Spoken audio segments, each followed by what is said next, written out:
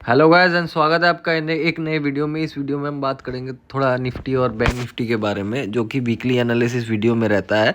And video start करने से पहले मैं आपको यही बताना चाहता हूँ कि मैं सेबी एनालिस्ट नहीं हूँ, तो फिर जो भी आप डिसीजन लेंगे या ट्रेड लेने से पहले अपने फाइनेंशियल एडवाइजर से ज़रूर आप डिस्कस कर लेना। तो चलिए देखते हैं कि स्ट्रेट टू द पॉइंट आते हैं कि यहाँ पर हुआ क्या है। हुआ ये है कि यहाँ जो है मार्केट ने यहाँ पर पूरा इसको, अगर मैं टू बी ऑनेस्ट आपको बताऊं तो ये एक कंसोलिडेशन जोन है। यहाँ पर जो है कंसोलिडेशन हुआ है, यहाँ कुछ नहीं, थोड़ा ऊपर थोड़ा नीचे दाएं बाएं करके लोगों का प्रीमियम खाया गया है। अब ये एक देखने वाली बात ये है, अगर मैं इसको थोड़ा जूम आउट करूं, ठीक है, इसको आप अब ध्यान से देखना।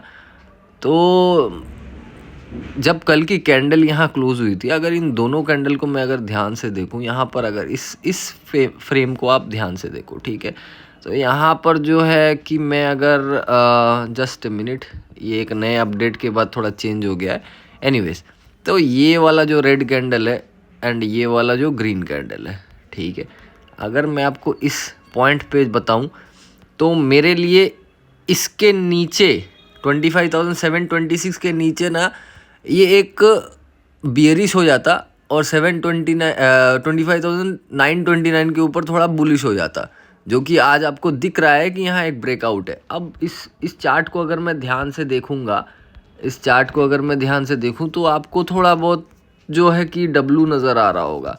अगर मैं आपको दिखाऊँ तो ये यहाँ से गिरता है, थोड़ा ऊपर जाता है, सेलर वापस आते हैं, लेकिन ये आज गैप अप की वजह से थोड़ा डिफीट हो जाते हैं। अभी भी जो डब्लू का जो नेकलाइन है ना, वो आपका 26,050 का है। तो 50 के ऊपर फिर जो है ना शॉर्ट कवरिंग आपको नज़र आएगी। अब 50 का इम्पोर्टेंस मैं आपको वीकली चार्ट में अगर आए तो यहाँ पर दिखाएंगे कि वीकली चार्ट में ये जो क्लोजिंग आई थी, ये अगर मैं इसको थोड़ा आप जो है ना कलर चेंज कर देता हूँ, हाँ, यहाँ आपको 26,046 नज़र आ रहा होगा और इस वीक की एग्जैक्ट हाई भी 47 है। तो ऑलमोस्ट पिछले वीक की क्लोजिंग को इसने जो है टच किया है और टच करते हुए यहाँ एक इनसाइड कैंडल बना है। तो ये पिछले वीक 2 वीक से जो हैंगिंग मैन बना था, यहाँ एक देखने वाली बात ये है कि प्रीवियस 3 वीक की जो कैंडल आई थी बहुत बड़ी बड़ी आई थी एंड बाइंग था, और जो अभी की कैंडल सेलिंग की कैंडल आई है वो थोड़ी हैंगिंग मैन टाइप ऑफ है। मतलब वीक के स्टार्टिंग में सेलिंग होती है और बायर फिर ऊपर लेके चले जाते हैं। एवरी वीक यही हो रहा है। आप देखो इस चीज़ को, साइकोलॉजी को ध्यान से देखो, ये क्या करता है, वीक के स्टार्टिंग में नीचे गिराता है और बायर आके फिर ऊपर लेके चले जाते हैं। फिर वीक के स्टार्टिंग में जो है सेलिंग आता है, फिर बायर ऊपर लेके चले जाते हैं। इस वीक में भी सेम हुआ। ओपनिंग यहाँ पर हुई, गैप डाउन, सेलर आए, फिर बायर ऊपर लेके चले गए। ये एवरी वीक यही हो रहा है, ठीक है। प्रोबेबिलिटी के हिसाब से एवरी वीक क्या कर रहा है, वीक के स्टार्टिंग में सेलिंग हो रही है और वीक के एंडिंग में बाइंग हो जा रही है।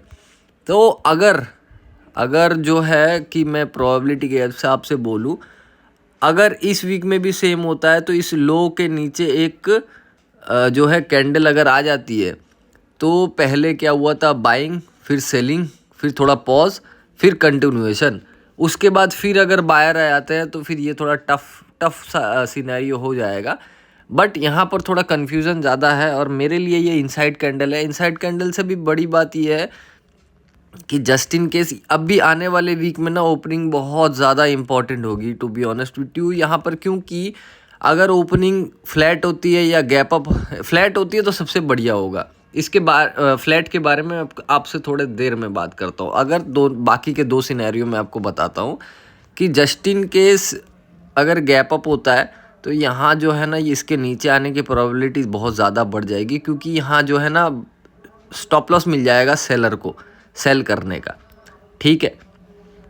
और अगर जैसे मान के चलते हैं कि गैप डाउन हो गया, गैप डाउन होने के चांसेस में क्या होगा ना कि यहाँ एक गैप डाउन हुआ छोटा मोटा, फिर क्या होगा ना कि ये अगर ऊपर जाता है तो यहाँ स्टॉप लॉस बायर का मिल जाएगा। तो ओपनिंग जो है मंडे के दिन में आपको सबसे ज़्यादा वाइटल नज़र आएगा। एंड मैं थोड़ा सा बुलिश इसीलिए अभी हूँ क्योंकि ये जो डब्लू पैटर्न मेरे को अभी जो नज़र आ रहा है, तो ये मेरे को काफ़ी वाइटल दिख रहा है। और ये अगर अभी के मंडे के सेशन में एक बड़ी कैंडल यहाँ से निकाल देता है तो 26,050 के ऊपर मुझे लगता है 26,200 तक की लेवल आपको सामने दिख सकता है।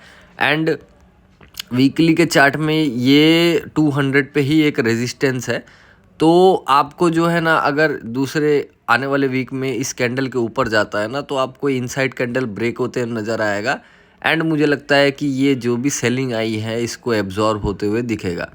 मैं थोड़ा यहाँ कंफ्यूज्ड इसीलिए हूँ क्योंकि रेंज के अंदर ही है, क्योंकि रेंज जो था वो आपका 26,350 का ही है एक्चुअली, 330, एंड नीचे है 25,700 का। तो काफ़ी बड़ा रेंज है। एंड अभी मार्केट पार्टिसिपेंट्स उतने ज़्यादा अभी नज़र नहीं आ रहे हैं। लेकिन अगर मैं उस हिसाब से अगर देखूं कि अगर मुझे ट्रेड ही लेना है तो ये मेरे लिए डब्लू पैटर्न है। इसके ऊपर मेरे को 150 पॉइंट का एक मोमेंटम नज़र आ रहा है एंड एक ट्रेंड लाइन सी आ रही है यहाँ पर, जिसका आज ब्रेकआउट हुआ है। तो ये एक बहुत छोटा सा ब्रेकआउट हुआ है, इस ब्रेकआउट को मैं ब्रेकआउट मानता नहीं हूँ।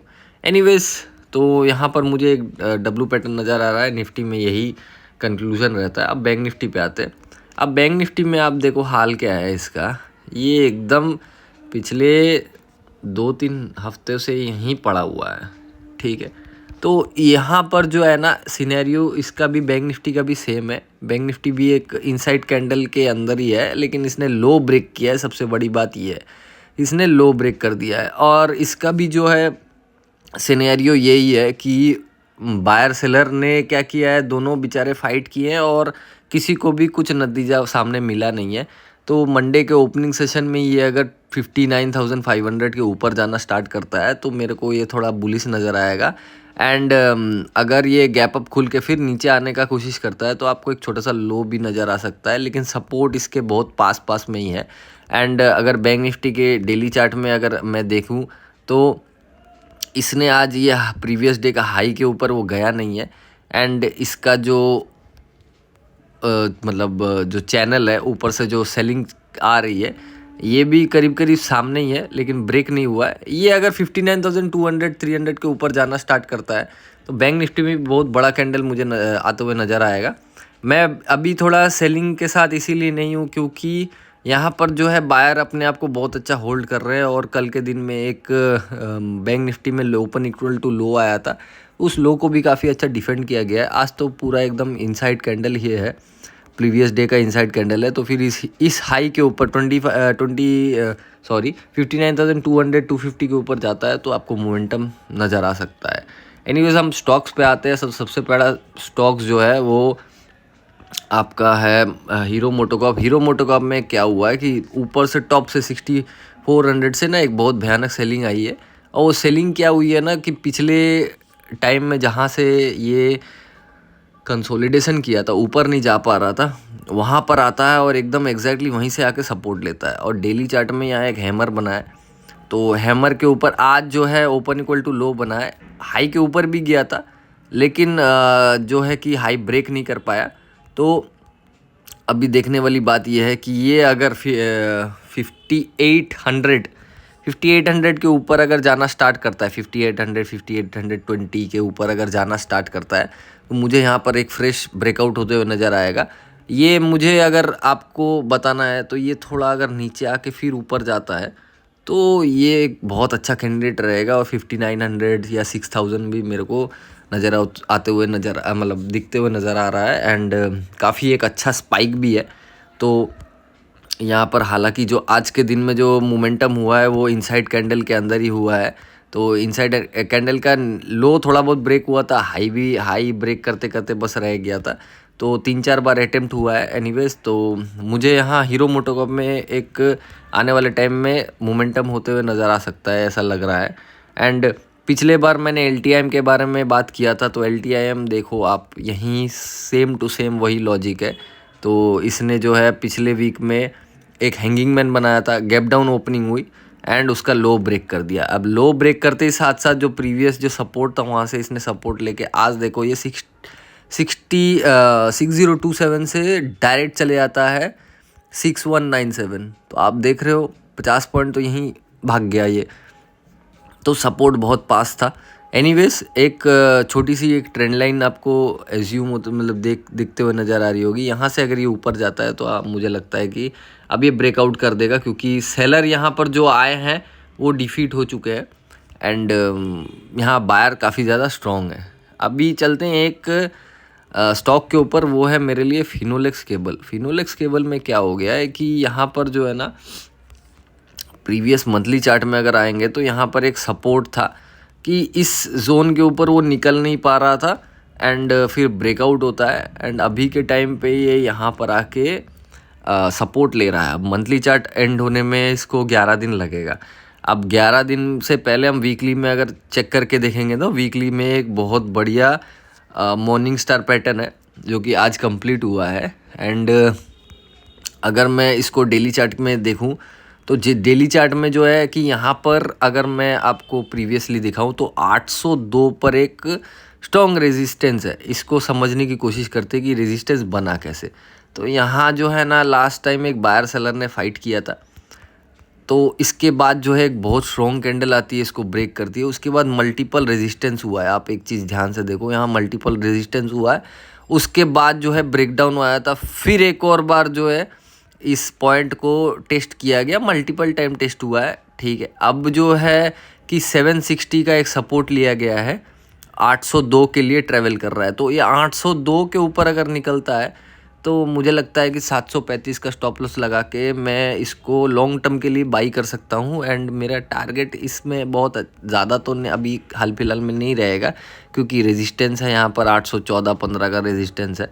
अगर ये 802 से 820 के बीच में से निकलने की कोशिश करता है तो मुझे ये 1000 और फिर 1200 तक का भी टारगेट नज़र आ रहा है एंड लॉन्ग टर्म में मुझे लगता है कि 800 से ये 1600 अगर डबल हो जाता है तो ख़राबी मुझे इसमें कोई नज़र आ नहीं रही है। एनीवेज चार्ट के हिसाब से ये अभी थोड़ा रिवर्सल ट्रेड तो है, तो फिनोलेक्स केबल मुझे अच्छा लग रहा है। एनीवेज आप इसको चेकआउट कर सकते हो एजुकेशनल पर्पस के हिसाब से। सो आशा करता हूँ मैं आने वाले वीक आपका अच्छा जाएगा एंड उसके लिए आपको गुड लक।